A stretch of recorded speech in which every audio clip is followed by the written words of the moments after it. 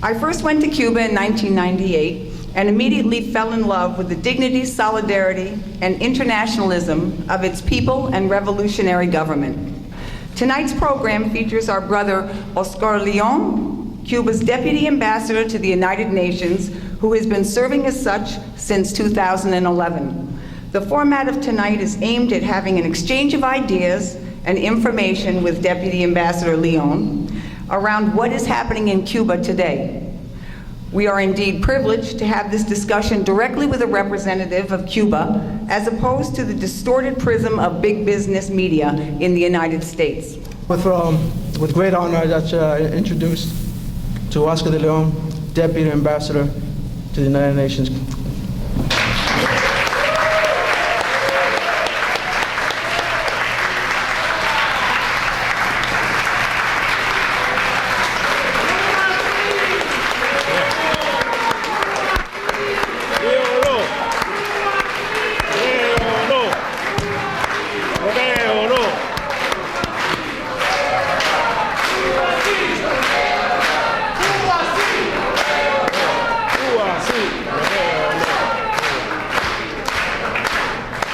First of all, I would like to, on behalf of the staff of our mission here, to thank all of you for being here, for being with us for this long period since the Cuban Revolution triumphed in January 1st of 1959.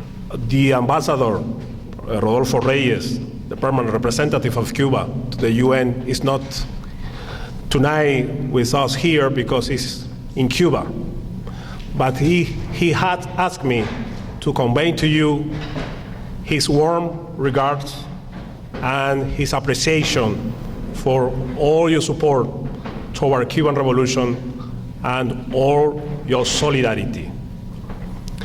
I know that we don't have enough time tonight, and since I knew that I have to deliver a statement here to you, I prepared some remarks in order to be brief. And then I was informed that we are going to have an exchange of view on the current situation on Cuba. So I'm more than happy to have the opportunity to answer your question on my country, what we are doing now in Cuba. But before that, I would like to share with you some remarks on the celebration of the reason why we are here tonight. I will tell you that this morning in Cuba, we celebrated the 61 years of the assault of Moncada and Carlos Manuel de Céspedes garrisons by Fidel Castro and his comrades. This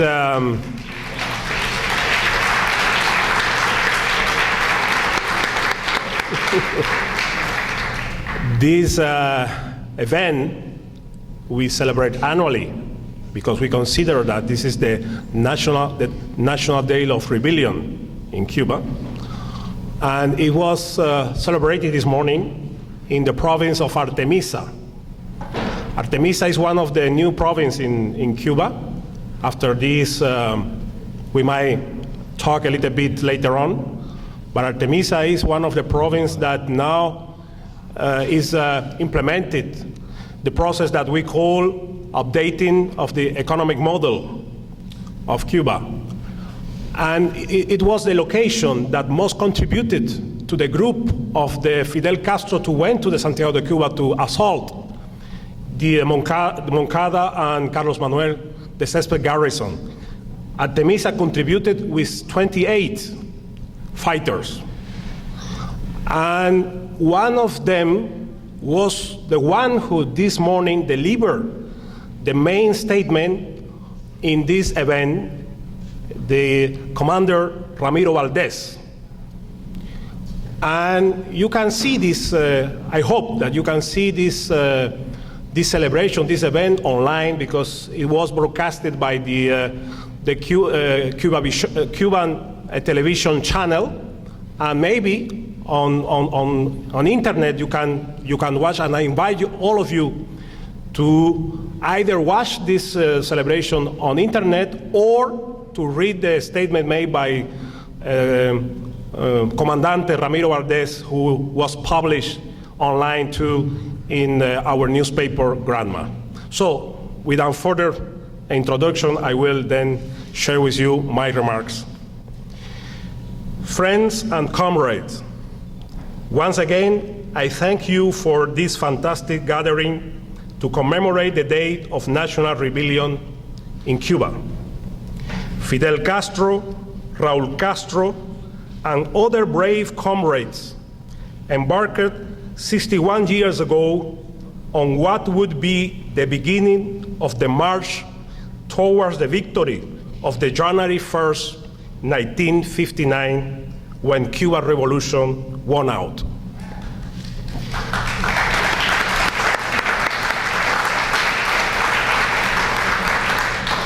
The assault of Moncada and Carlos Manuel de Céspedes garrisons on July 26, 1953, changed forever the history of Cuba and the world.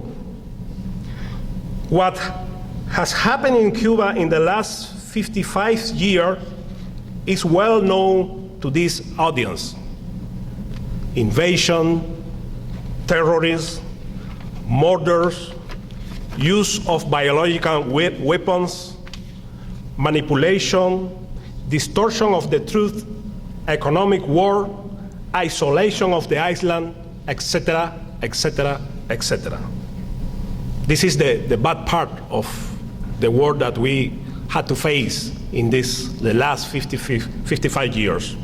However, the Cuban Revolution has overcome all challenges thanks to the steadfast support of its people and the permanent solidarity of you and others like you in the world.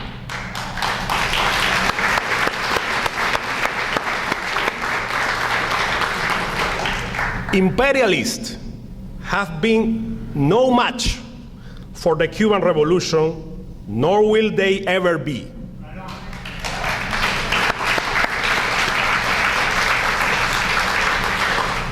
Cuba consolidates its revolution with more socialism under our own specific conditions.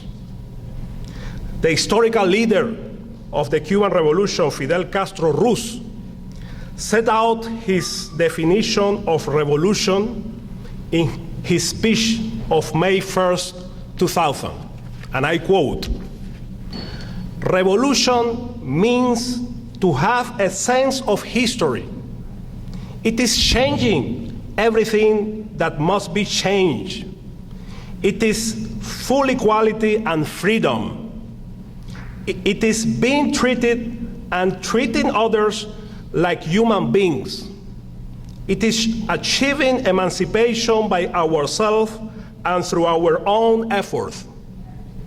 It is challenging powerful, dominant forces from within and without the social and national milieu.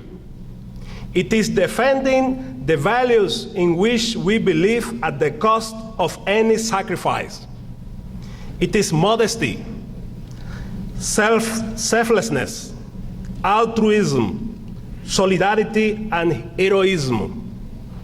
It is fighting with the courage, intelligence, and realism. It is never lying or violating ethical principles. It is profound conviction that there is no power in the world that can crush the power of the truth and ideas. Revolution means unity. It is independence. It is fighting for our dreams of justice for Cuba and for the world.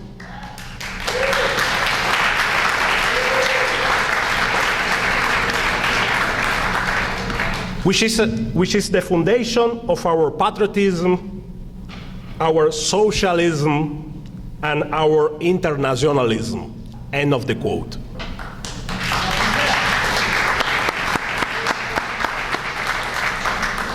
14 years ago, Fidel encouraged us to fight with courage, intelligence, and realism. The Cuban people, with the leadership of President Raúl Castro, are currently focusing on what we have defined as the updating of the Cuban economic model, which main purpose is building a prosperous and sustainable socialism. Let me list some of the principles underpinning the updating of the Cuban economic model. This is perhaps could help the exchange of view that we will have, we are going to have later on. The economic model is being updated with the purposes of improving it, while preserving the basic principles of socialism. The guidelines for updating the Cuban economic model express the will of the Cuban people, who discussed, amended, and approved them. The updating process aims at making a better use of resources according to our needs. Our government does not neglect its citizens, and no one will be abandoned. The economic update process will be gradual and will be implemented in several phases. Significant steps are being taken and progress is being made in adjusting the existing legislation in line with the changes to be implemented. The guidelines of economic policy of the revolution are strategic in nature, as they give priority to the development of the productive forces. The goal of the increasing growth and the living standards of the population depend on a greater economic efficiency, the incentives to work, and a more equitable redistribution of the national income. The economic update will not involve any political reform in our country. The updating of the economic model is based on two principles. First, the foundation of the economic system is the socialist ownership of all the peoples over the basic means of production. And second, the preponderance of planning and not of the market. The socialist principle of distribution will prevail, from age according to disability to age according to its work.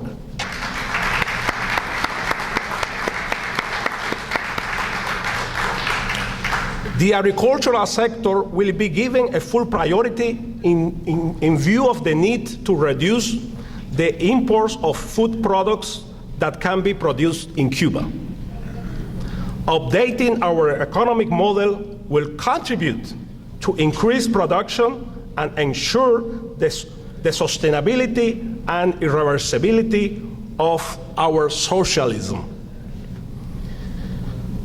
This is not an easy task to accomplish amid the global economic crisis and the economic, commercial, and financial blockade imposed by the government of the United States, despite the rejection of the international community, which has demanded the end of this policy for the last 22 consecutive years at the United Nations.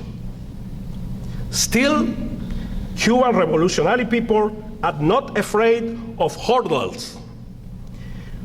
I believe that the history of the Cuban Revolution have proven so several times. We won't neglect the defense of the Cuban Revolution, nor for a single second. And we count on your solidarity to meet our targets. Friends, comrades, your permanent solidarity has been fundamental for the resilience of the Cuban Revolution. Your solidarity posed a fundamental pressure to put an end to the US blockade imposed against Cuba. Your solidarity is a core element to achieve the final release of Antonio, Gerardo, and Ramon.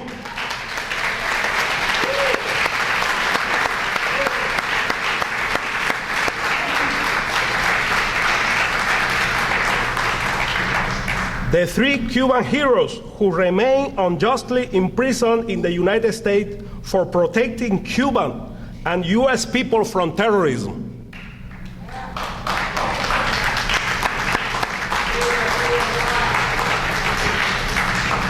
To my mind, these are the 2 goals: struggle against the blockade and the return of our 3 heroes, the fundamental goals we should focus our efforts on. Cuba and the United States could have a normal relationship on the basis of a mutual respect, international law, and the principles and purposes of the Charter of the United Nations. Friends and comrades, generations of Cubans have defended our revolution for the last 55 years, along with the generations of the world solidarity movement, including those like you in the United States. We will remain together till victory forever. Thank you very much.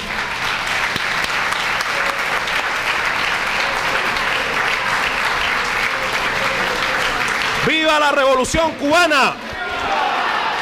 ¡Viva la solidaridad! ¡Gloria eterna a los mártires y caídos el 26 de julio!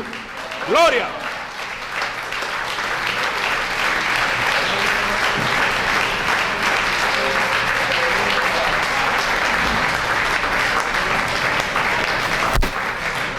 We're now going to go to questions.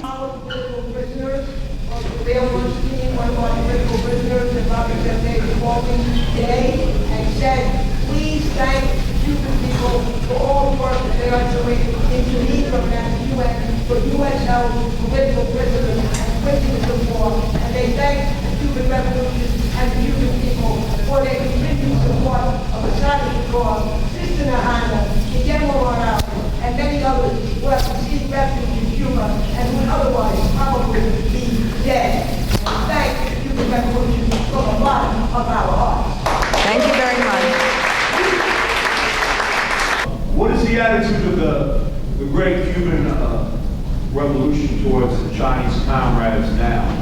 First of all, thank you for the kind words toward the Cuban Revolution and all the support that you expressed, the first speaker expressed toward the Cuban Revolution. I just want to call your attention that just joining us, the Deputy Ambassador of Nicaragua, Jaime.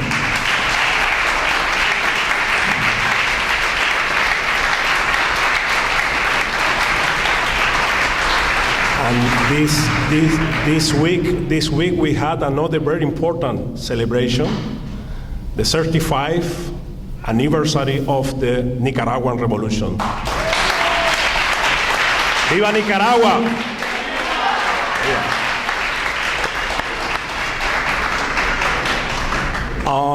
Regarding the second question, if I understood well, it was relating to the relation between Cuba and China. Historically, we have had very good relation with China, with the Popular Republic of China.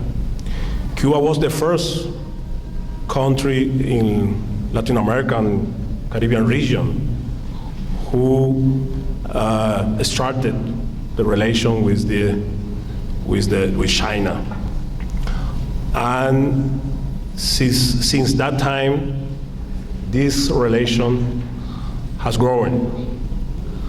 Nowadays, we have very good and excellent political and economical ties with China. Maybe you are aware that the president of China visited Cuba a couple of days ago. He,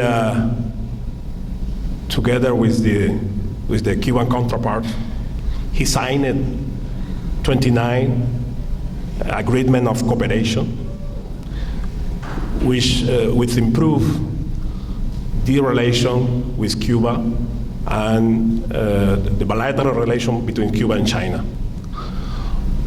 This is, of course, this is very, very positive development, because this is something that contribute to the welfare of both the Chinese and Cuban people, and who contributes also to the strengthening of the socialism in Cuba. After his first date of the visit in Havana, the president of China, together with the president of Raúl Castro, they flew to the Santiago de Cuba, where they visited among other locations, the Moncada garrison. And the president Raúl Castro could explain to the president of China all the history of Cuba, the last part of our history for our independence, since 1953 until now. So, in few words, the bilateral relations between China and Cuba are very good, and is another example on how the solidarity relation, bilateral relation between two countries in this era should be, is a good example of how a mutual benefit relation could be developed when both the countries and people agree to do that.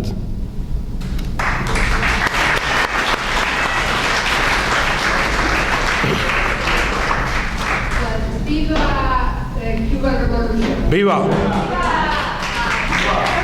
I would like to know which are the other countries that have economic relations and which projects are they are supporting Cuba, including Russia and Cuba. Thank you. Yes, thank you very much. Well, I would say that Cuba has a diplomatic relation with more than 100 countries around the world. So this is an example that even without having a common ideological or a common political position, we could have a normal relationship. So this is a good example. We have, for instance, diplomatic relation with countries like Spain, France, Italy, which do not share our view, political view and ideological view, but this is not an impediment, this is not an obstacle to develop a good relation on bilateral relation. So now, apart from China, we have very good relation with Venezuela and or those countries from the ALBA, the Alliance of the People of Americas, like Nicaragua, Ecuador, Bolivia. But also we have a good relation, as you said, with Russia, and these relations are based on the rule of our international law and the Charter of the United Nations. So we are committed to the principle of not interference on internal affairs, the principle of peaceful relation, the principle of benefit, mutual benefit of both countries, both people. By the way, now we are witnessing a new environment in the Latin American Caribbean region. As you know, 2 years ago was set up a new community, the community of states of Latin American Caribbean region. And the leaders of the community had a summit last January in Havana, where they decided unanimously to declare the region of Latin American Caribbean zone as a region of peace. So now Cuba have, for instance, relation with age of 33 countries of our own region. And if you visit these countries, you will find an embassy or a representation of Cuba in those places. So I will say that there are very good relations with China, with Russia, with the countries that are members to the ALBA. And of course, we have relations with others. Countries like, as I said at the beginning, we do not necessarily share the same view, political view, but at the same time, we are working together. We have, for instance, enterprises from Spain investing in Cuba in areas like tourism. We have enterprises from Canada investing in mine sectors. We have Chinese enterprises investing in many economical sectors. So there are very broad range of relation now between Cuba and other countries, not only from our own region, but beyond our own region. I don't know if this responds to the question.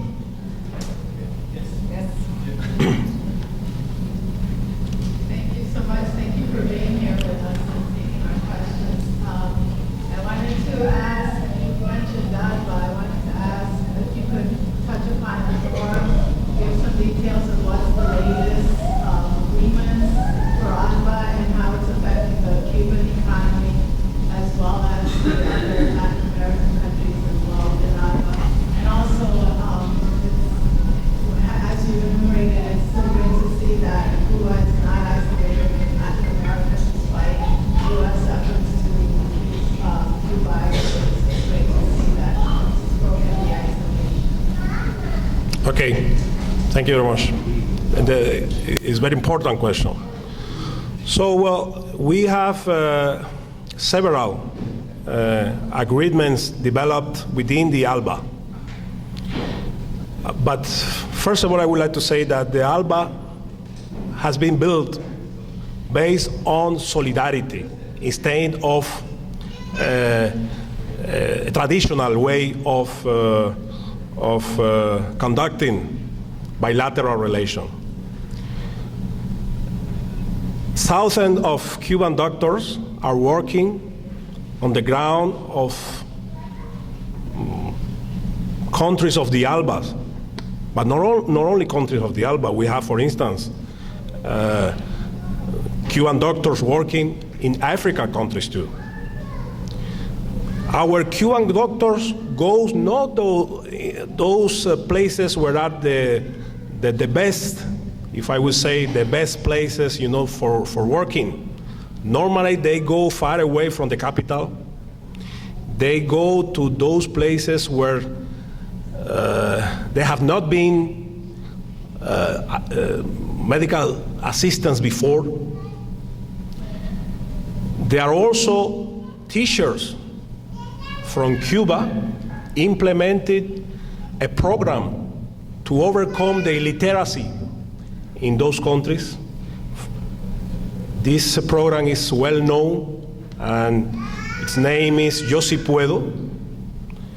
More than 1 million, and I would say even more, million of Latin Americans people have been taken off from this black, this obscure situation to be not possible to read and to write. So now, thanks of this program, those millions of people from our own region are more free. Because as one said, our national hero, Jose Marti, the only way to get freedom is to be called, I don't say culto,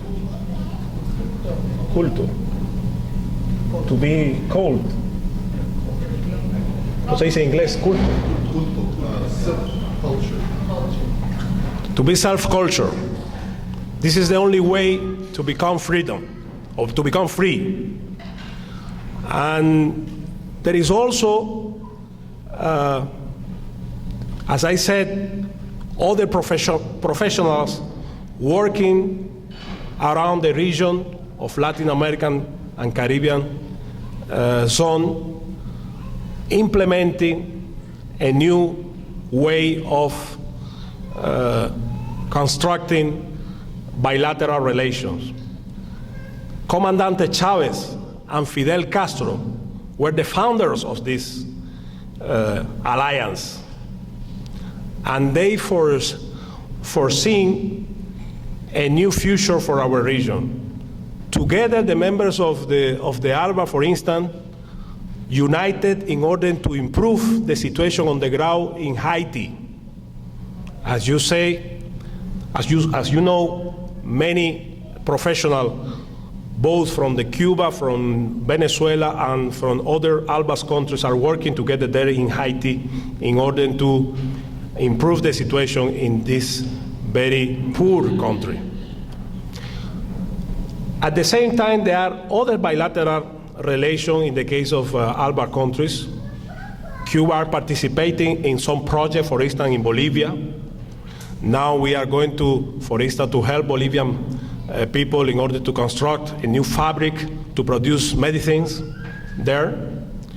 We have the same in our country with the cooperation of Venezuelans. We have improved the situation of some fabrics in our Cuban for produce more gasoline. We have also a lot of support from the ALBA's countries when we were hit by the hurricane 2 years ago, and new kind of houses were constructed in order to support those people who were affected by this storm. So there are, I would say that there are many progress on the ground now, developed by both countries or the members of the ALBA in different sectors of our economy. There is also Petrocaribe, which is part of all this new form of solidarity, as you said, that benefits many countries in the Caribbean area, and this is also that produce a good benefit for the people of our countries, because through this program of Petrocaribe, new investment is addressed to those countries that are part of this program, like Cuba, Honduras, and others, and with a fund that is part of this Petrocaribe program is used for new development program too. So this is a few examples how ALBA benefit the well-being, the welfare of the population of the countries members of this alliance. Two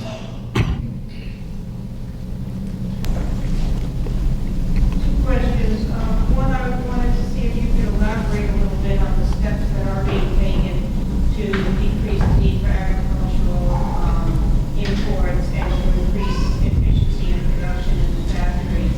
Then second, I just wanted to note there's a third anniversary this year, which is of the horrible nuclear disaster in Chernobyl and the response of Cuba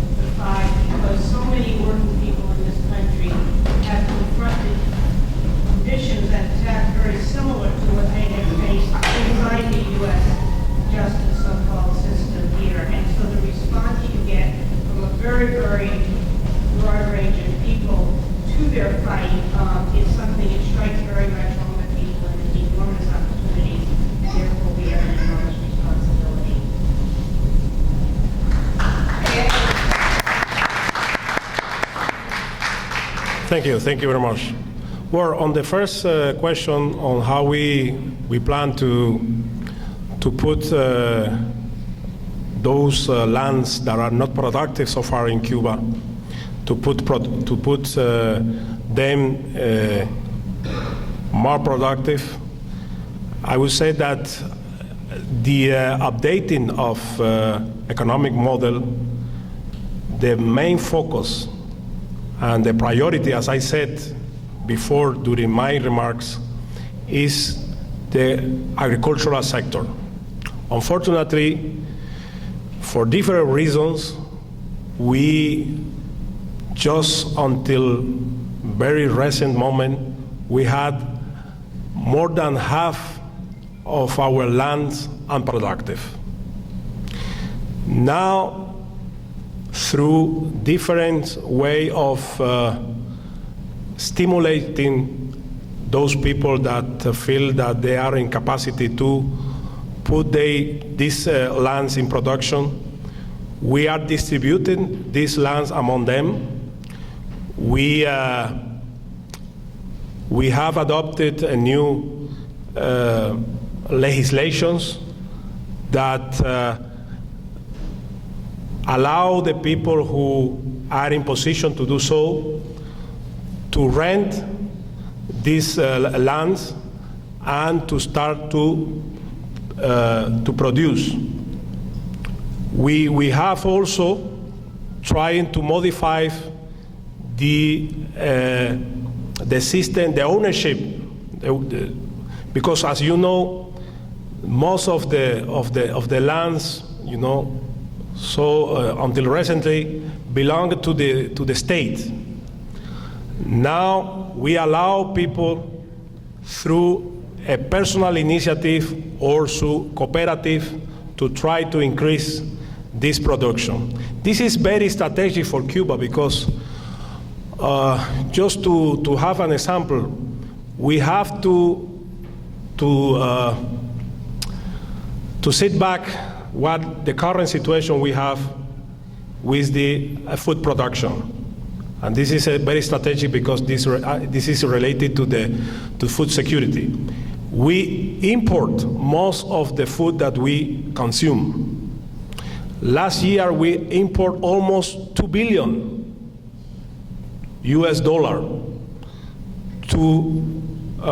to feed our own population.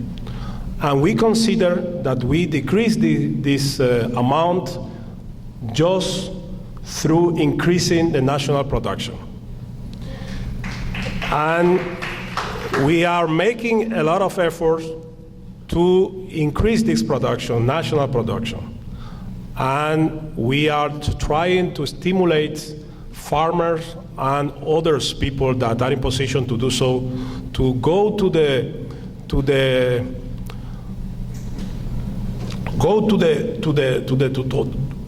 these lands where they are unproductive land and try to put them in good shape. So I cannot tell you that we finished already all this process, but we hope that in the near future we will meet our objective in this regard. The second question was about, I don't remember now. Yes, well, you might remember that when this terrible accident happens, Cuba was among the first countries that offers the support and the helps to the Ukrainian children. This issue is connected, and I will take the opportunity to express also our view on this regard, is connected to the use of nuclear energy. The position of Cuba on the use of nuclear energy is very clear. We consider that nuclear energy must be used only for peaceful purposes. Unfortunately, still we have more than 16,000 of nuclear weapons on the world, and we are advocating for the total elimination of these weapons.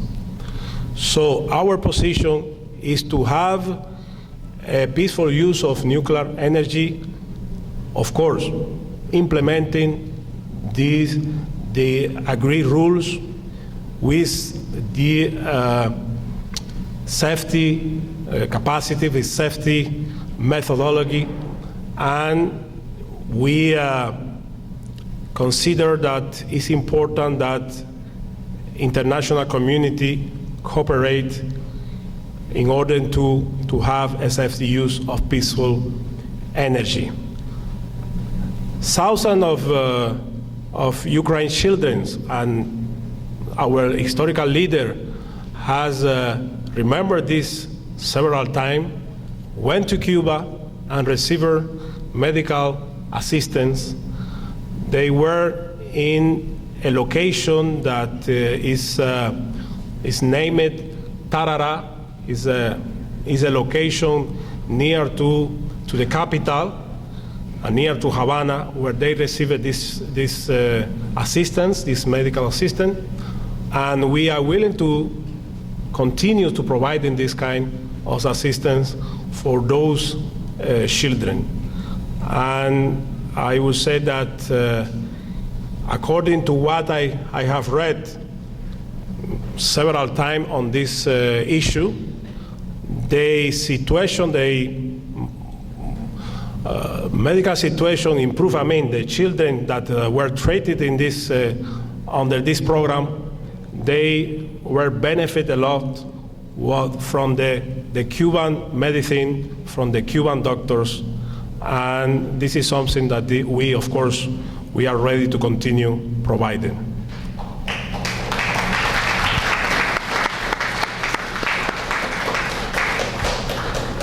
I'll take these two questions together. From what I gather from reading the mainstream media, particularly something like the New York Times, I hear that the composition of people in South Florida, Miami area, is changing dramatically, and the hostility to Cuba is growing to be a lot less because those people are getting a lot older and passing through the scene, and there's a political change going on. Has Cuba been able to access any support in the Miami area, which is different from what was in the air in the area around 2008 prior was originally going on?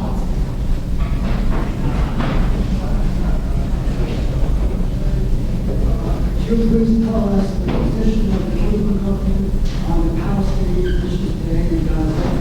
Has the Cuban government made any public statements regarding Gaza and Palestine? And assuming that there are diplomatic relations between Cuba and Israel, has the Cuban government directly expressed its views on Israel? Thank you. Well, on the first question, I would say yes. I think that the opinion of the majority of Cuban Americans, and I could add that the opinion of the most of the Americans here at the U.S. is changing toward Cuba. We have seen recently several investigations that have been conducted for different institutions. I remember that Atlantic Council, for instance, at the beginning of this year, issued its own investigation, which clearly expressed that the opinion of most of the Americans, and included those of the Cuban Americans, are favored to normalize bilateral relations with Cuba. So it's not true that the most of the Cuban Americans, or those Cubans who are living here, have a negative a negative relation or a negative projection towards Cuba. I can tell you, for instance, that thousands of Cuban Americans visit their homelands or Cuba every year, and there are many who wish to do so nowadays. Unfortunately, the ban of the travel to Cuba is still fully on the place. So American people cannot freely go to Cuba if they don't have a license provided by the U.S. State Department. So what we consider that it should be the situation between the two countries is that we consider that we are ready to have a normal bilateral relation based on the principle of international law and the Charter of the United Nations. So we don't see any impediment, any obstacle to initiate a normal relation between Cuba and the U.S. And by the way, the Cuban authority have stated very clear that we can sit together and try to overcome all our differences without any precondition, just based on the respect of our independence, based on the respect of the international law and the Charter of the United Nations. And I think that you are familiar also that it was published recently another investigation conducted by a different institution on the south of Florida, which shows or ratifies that most of the Cuban Americans are favored for normalizing bilateral relations between the two countries. So I think that there is a positive possibility to improve this bilateral relation. Why this does not happen? Well, this is something that I cannot respond to you. This is something that you have to ask to the government of the U.S. What I can tell you that Cuba is ready to initiate negotiation for normalizing bilateral negotiation. And this is not something new. I'm just reiterating what our leader, even at the top level, have expressed several times. So the ball is not on the side of Cuba. The ball is on the side of U.S. government. On the second question was on, well, you know, the position of Cuba is very clear in this situation. Not now, because we are facing, or we are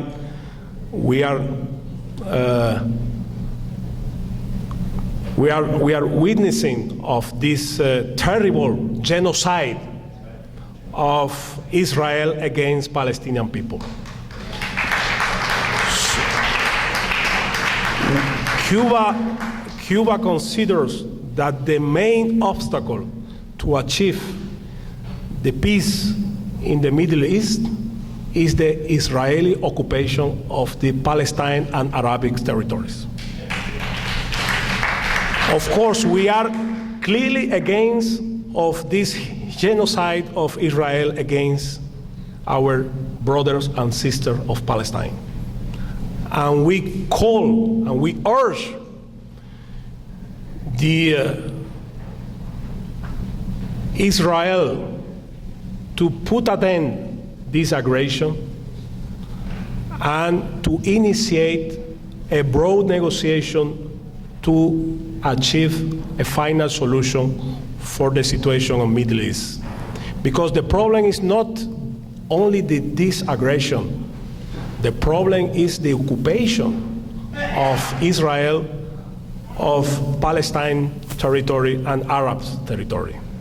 So the ceasefire of fire is not enough.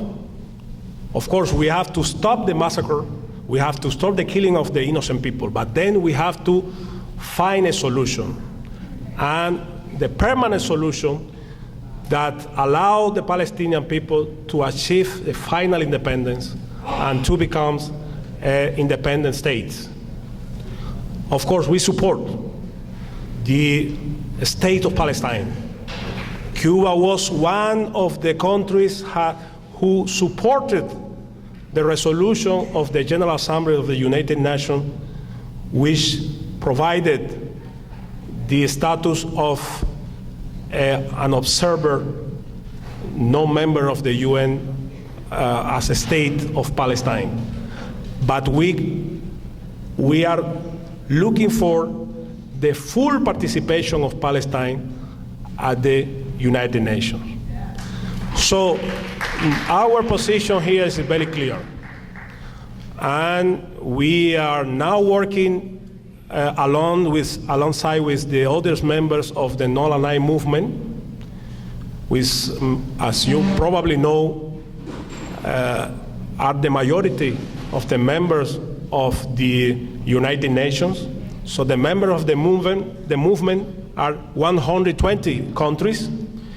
They expressed very strongly the necessity that the Security Council, which is the body within the UN responsible for the peace and international stability, to take action in order to stop this aggression of Israel against Palestinian people. And our Ministry for Foreign Affairs issued a declaration. You can read it online, because if you go to the Ministry of Foreign Affairs website, you will find this declaration, which in strongest terms Cuba condemned this aggression, and we call upon to stop this genocide of Israel against Palestinian people.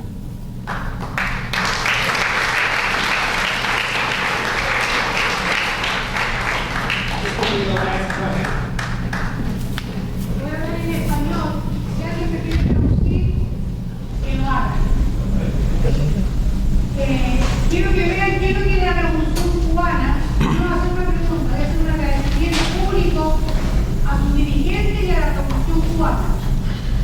I'm going to not ask a question, but a comment about the Cuban Revolution and its leadership. Nosotros somos una familia que salimos exiliadas. Tuvimos mi padre, mi marido, Víctor Toro y 6 hermanos en prisión durante la dictadura emergente en Chile. I'm part of a family that's exiled from Chile, Victor Toro and my 6 brothers and sisters, yeah, and my father. My entire family, including my aunts.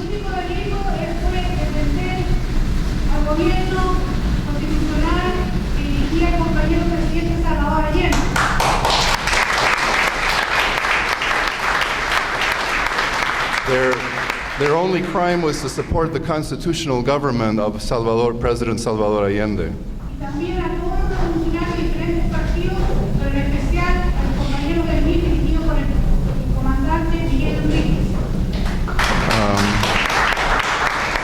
And for supporting all the revolutionary parties, and especially the MIR and its commander, Miguel Enriquez.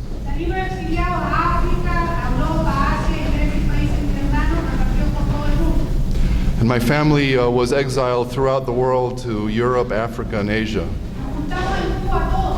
We came together, all of us, in Cuba.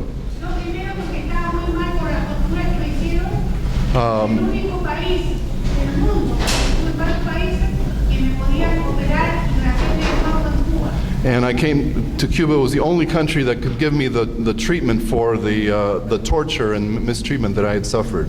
Y por eso quiero agradecer a la Revolución Cubana. Mi madre murió hace un poco días en Cuba, cumplió 100 años, y ella vivió todo lo que es el proceso de la Revolución Cubana, en su salud, en su dignidad como anciana.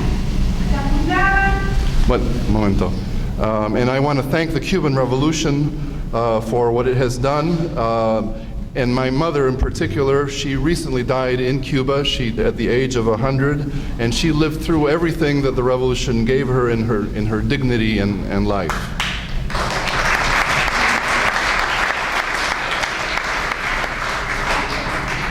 Ellos y mis hermanos pudieron estudiar sin pagar un peso en Cuba. My brothers were able to study in Cuba without paying a single peso. Son todos profesionales. They are all professionals. Y eso que aprendieron en Cuba lo están haciendo en otros países. And what they're doing in Cuba, they're doing in other countries as well. Todos mis sobrinos recibieron educación gratis en la universidad y en la primaria. My nephews have all received free education in primary school and universities. Y eso es la Revolución Cubana. And that's thanks to the Cuban Revolution. Mi madre se murió hace pocos días y ni el cajón ni el entierro lo tuvo que pagar, cuando aquí hay que pagar $10,000, $20,000 para que se entierren.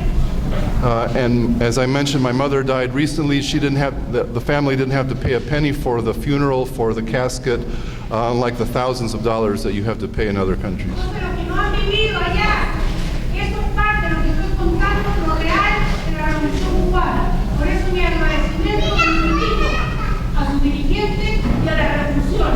Y por eso tenemos que apoyarla siempre, sea para quien sea. ¡Viva la Revolución Cubana! ¡Viva!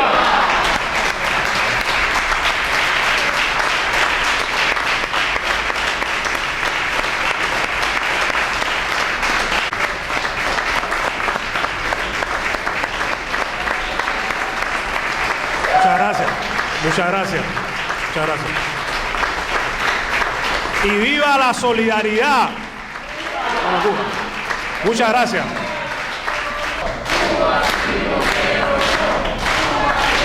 ¡Viva Cuba! ¡Viva Cuba!